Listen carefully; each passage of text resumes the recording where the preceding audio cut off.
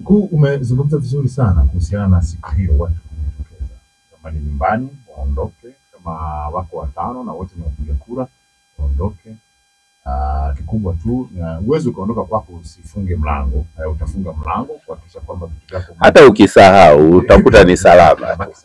Lakini hapo ningependa kujikita zaidi hapo kwa sababu hili ni moja ya maeneo ambayo wananchi wengi ukijaribu kuzungumza nao, na kama nilivyosema pale mwanzoni, hata kwenye mitandao huko ukiangalia, na bahati mbaya au bahati nzuri watu wengi wanaingia kwenye mitandao huko, wanapata hofu kwamba ondoka, mimi acha nyumba yangu hapa, inawezekana kaje katokea ili kumhakikishia kwa mfumo ambao sisi tunakwenda nao, sio swala tu la kuhukumu. Hukumu unamwachia Mwenyezi Mungu. Lakini hao watu nao wanahitaji kufikiwa, kuna kitu kimepungua katika mienendo yao ambacho ni rahisi ukikaa nao ukajenga ukaribu kubadilisha hizo tabia. Kwa hiyo tumeanza program rasmi ambayo inaongozwa na katibu utawala wa wilaya. Kwa hiyo sasa hivi tumesha mobilize vijana wako takriban 400 ambao tunaangalia ni namna gani tukaanza kuwabadilisha tabia zao, behavior change. Kwa sababu hawa vijana wengi ni nguvu kazi kubwa sana kwa taifa na wameshaelewa. Kwa sababu unaweza kuwa unajikuta saa zingine unaumiza vijana ambao ni muhimu katika uzalishaji katika taifa, kumbe walikuwa wanakosa kitu kidogo tu ambacho walitakiwa kupewa uelewa na kupewa shughuli ya kufanya. Hao watu ndo wanatumika, wa vijana wanatumika sana katika shughuli za ujenzi, kuchanganya zege na nini, ndo vijana wanaofanya hizo kazi. Kwa hiyo unakuta watu wana majengo mazuri na nini, ni hawa wanaoshiriki. Kwa hiyo hali ya usalama kwa Manyoni kwa kweli kuhusiana na tarehe 29 ni wahakikishie tu wananchi wa Manyoni.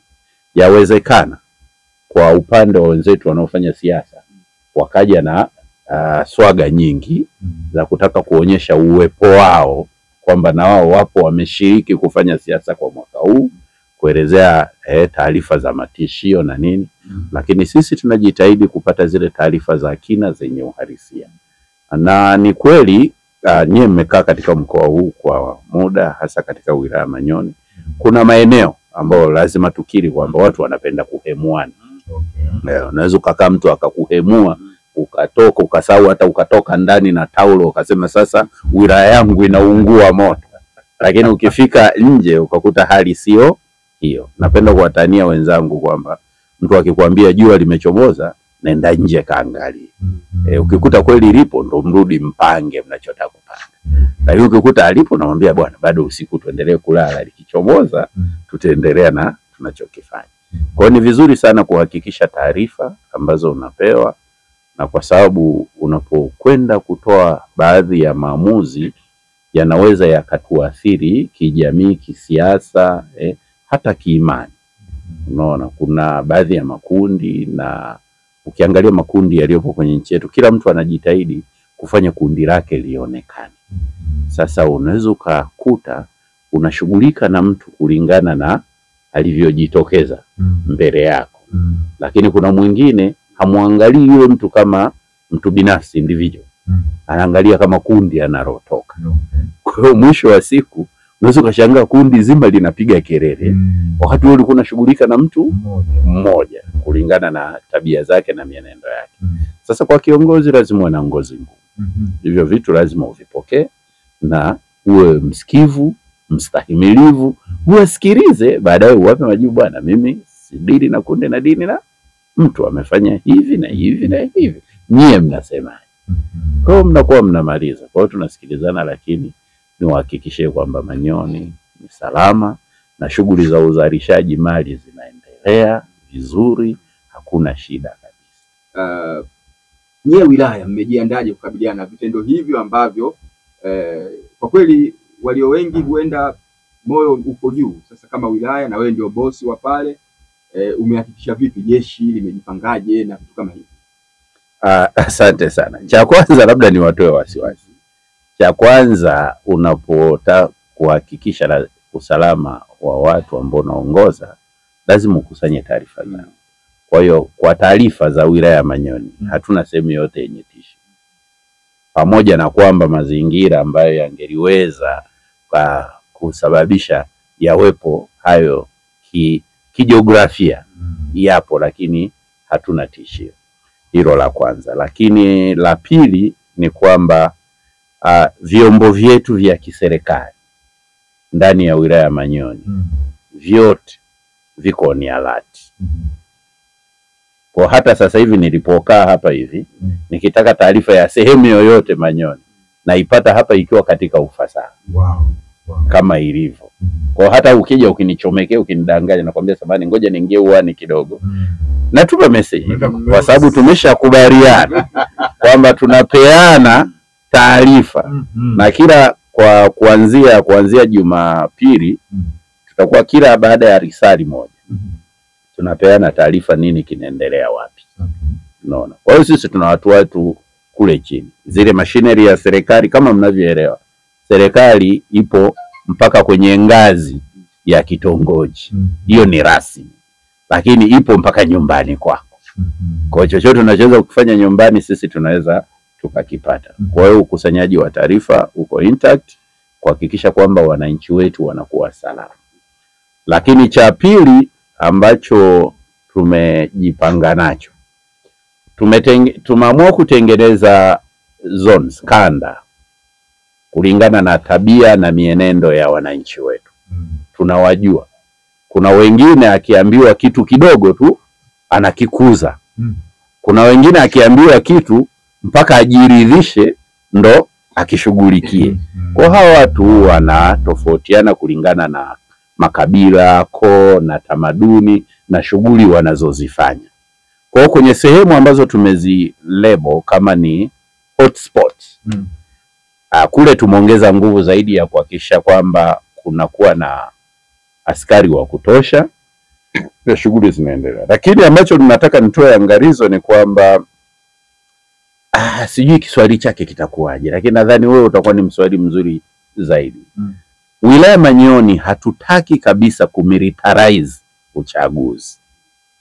Sasa Kiswahili chake kinakuwaje? Unajua wengine kidogo Kiswahili hatukufaulu sana sekondari, lakini yani kuifanya kama shughuli ya kijeshi. Hapana. Uchaguzi wetu ni shughuli ya kiraia. Kulikiuza eneo la kijeshi. Uchaguzi wetu ni shughuli ya kiraia. Wajibu wa kuwalinda watu kwa misingi ya kijeshi ni wajibu wetu, upo kukiwa na uchaguzi ama kukiwa hakuna uchaguzi. Ni swala endelevu. Kwa hiyo hatuna shughuli zozote sisi za kijeshi na wananchi wasihofu. Nakumbuka hata juzi wametuona tunakimbia mchaka wasema ndo mnajiandaa kuja kutupiga. Tukawaambia hapana. Haya ni mazoezi tu ya kawaida ya utayari. Askari lazima wawe tayari. Na tunawaambia waendelee na shughuli zao, na kwa kuwaonyesha kwamba serikali yao iko tayari kuwalinda, tumewaongezea hata muda wa burudani katika hiki kipindi. Kwa hiyo huwa mara nyingi tunafunga saa 5, tumwambia basi mtaenda hata mpaka saa 6. Yaani kuwaonyesha tu kwamba sisi tupo kwa niaba yenu na tunawahakikishia kwamba mko salama. Kwa hiyo ni waombe wananchi wajitokeze. Tunasikia kuna makundi ya vijana baadhi ya maeneo kwamba wanajitokeza kuwatisha akina mama na watu wenye changamoto, hasa wazee wenye ulemavu, kwamba siku hiyo kutakuwa na vurugu, kwa hiyo ukikutwa uwezi kukimbia, unaweza ukapigwa. Nataka niwahakikishie wananchi wanaoishi ndani ya wilaya ya Manyoni, hakuna hata atakayesukumwa. Hakuna hata atakayesukumwa. Labda iwe tu ya ile watu kuambizana kwa mstari, sogea na mimi simame hapa. Na kama kuna mtu ambaye angelipenda kujaribu kwamba haya anayoyasema Dr. Mashinji ya kweli haya, asisubiri ile siku, ajaribu hata kesho. Tutamfikisha sehemu anayostahili. Kupigia mstari hapo. Nasema kama kuna mtu anafikiria ninayoyasema haya ni ya uongo, ajaribu hata kesho. Sisi tutamfikisha sehemu anayostahili kwenye vyombo vyetu vya sheria, na ataenda kumueleza bwana hakimu alikuwa anafanya hayo kwa utashi gani. Nataka niwahakikishie tu kwamba serikali yao sasa hivi ipo kila sehemu, hata humu ndani kila sehemu. Wilaya yangu kutoka makao makuu ofisini kwangu mpaka kijiji cha mwisho Rungwa napopakana na Mbeya ni kilomita 254. Kwa hiyo kama mtu anafikiria kilomita 254 ni mbali, hajaribu hata Rungwa sasa. Ni katika wilaya ambayo tuna vyombo vya ulinzi na usalama vyote unavyovijua kwenye hii nchi.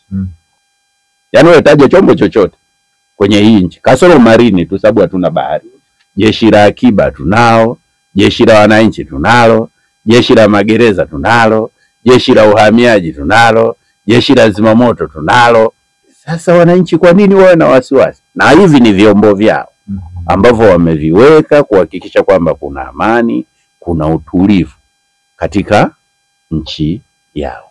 Kwa hiyo mimi ni waombe wananchi wa Manyoni, hasa akina mama, wazee na watu wenye changamoto za ulemavu wajitokeze mapema, na utaratibu tuliouweka kama serikali wakati wa kupiga kura, watu wenye hizi changamoto wapewe kipaumbele. Kwa hiyo anapofika mtu mwenye ulemavu anapiga kura kabla ya wale wanaojiweza. Anapofika mwanamama hasa wajawazito wajitokeze wapige kura mapema, waende kliniki, wakaendelee na shughuli zingine za uzalishaji mali. Msikilizaji wa Standard Radio, huyo ni mkuu wa wilaya ya Manyoni, Dr. Vincent Mashinji.